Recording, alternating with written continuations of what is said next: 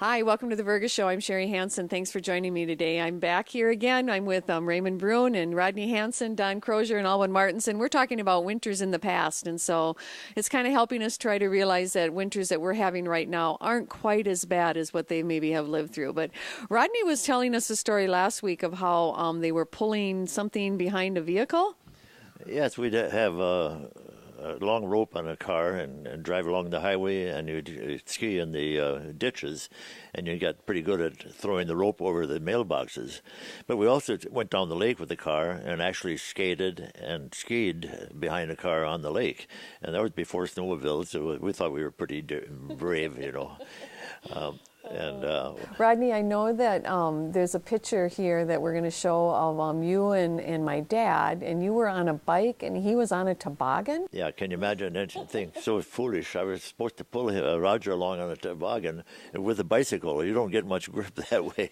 It was a good picture, but a very dumb idea. Well, and I think he had the better end of the deal, the way that it looked. I think so too. Yeah. It was okay on a frosted highway, but not in the snowbanks. So we had fun with all those things. You did have fun with all those things. Yeah. I know that the pictures that we have of the ice skating was down right from your place on Lawrence Lake, and I remember as a kid going and doing the ice skating down there, and there was ice skating back right in the city of Vergas too, and those days are kind of past. You don't see the kids out ice skating as much anymore. One thing about it, skating or skiing, you had clamp on skates or skis. You know, you had wearing big overshoes and try to clamp a ski on there or try to clamp a skate on there. It wasn't that handy as it is now. No. So that's why we think those old winters were a lot worse. But the winters are the same, but we didn't have the things to work with. We just didn't have the things to work with, right?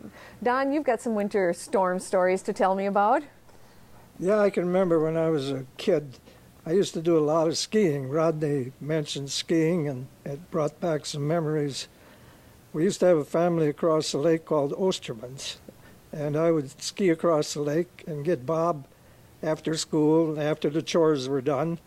And we'd go skiing sometimes till 2 or 3 o'clock in the morning if it was a nice moonlight night. Oh, yeah. We'd ski clear back behind Lake 7 and all over wherever we could get through the woods and stuff.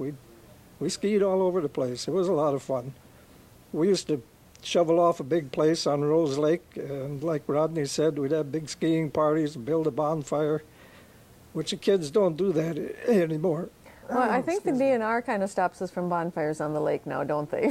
Yeah, a little bit maybe, but things are different. But it was, you know, that you found things to do back then, you know, because the winters were just as long as they are now, aren't they? Yes, they were, and like everybody said, the winters are so tough now. They were just as tough back then. And a lot of the old-timers say, oh, boy, you don't remember the winters we had. Well, they're the same as they are today. It maybe had a little more snow some winters a little less, just like they are today. There's not really that much change. But like back then, you know, you couldn't get around in the winter because the roads weren't plowed. I remember Dad had hooked the team to the sled, and we'd all pile on it with blankets, and we'd head over. There used to be a neighbor called John Franklin, lived at the end of Rice Lake. We'd go or visit them. They were good friends of my folks. And so you still got around. We'd go down through that swamp at the end of Weimer Lake, and Dad would always take his shotgun. Usually they'd get a couple of snowshoes down there, and he'd bring them home and skin them out.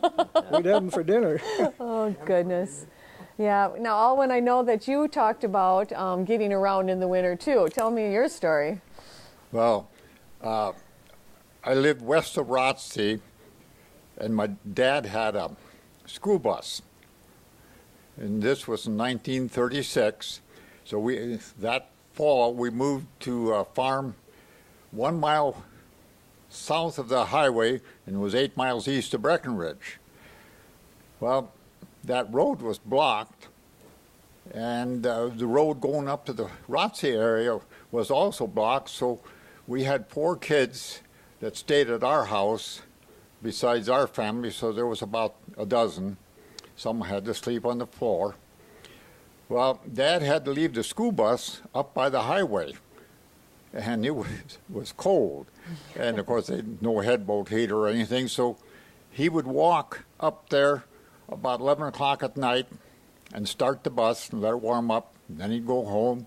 He'd go back up about 4 in the morning and start it and then go home, and then about 7 o'clock, then he'd go on the route.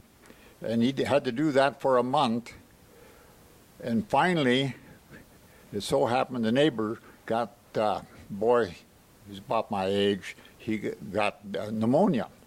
Well, my dad and the neighbor, they were going to haul him up to the highway, and Dad would take him into the hospital in the bus.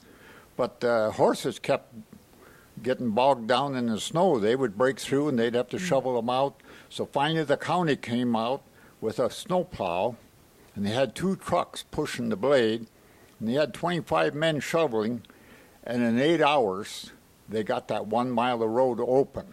Oh. But it was deep enough that you had to, if you walked on the snowbank there before they opened it, you had to lift the telephone wire up to get underneath. And being we had those kids staying there and all of us, there was 10 of us in the family. My mother baked 35 loaves of bread a week. We ate a lot of bread, and you didn't have a lot of other food, yeah. and you didn't have the money either. No, so, you got by. But it was a tough winter. I can't even imagine having to lift the telephone wires with that much snow. But I think what we've learned here is not only that, yes, they had. The equipment wasn't the same back then, so it was a little bit tougher. And like Don said, you probably still get the same amounts of snow one year and less the next year and that type of thing. But what I'm appreciating about this is, winter is probably the best time to take some time and go visit.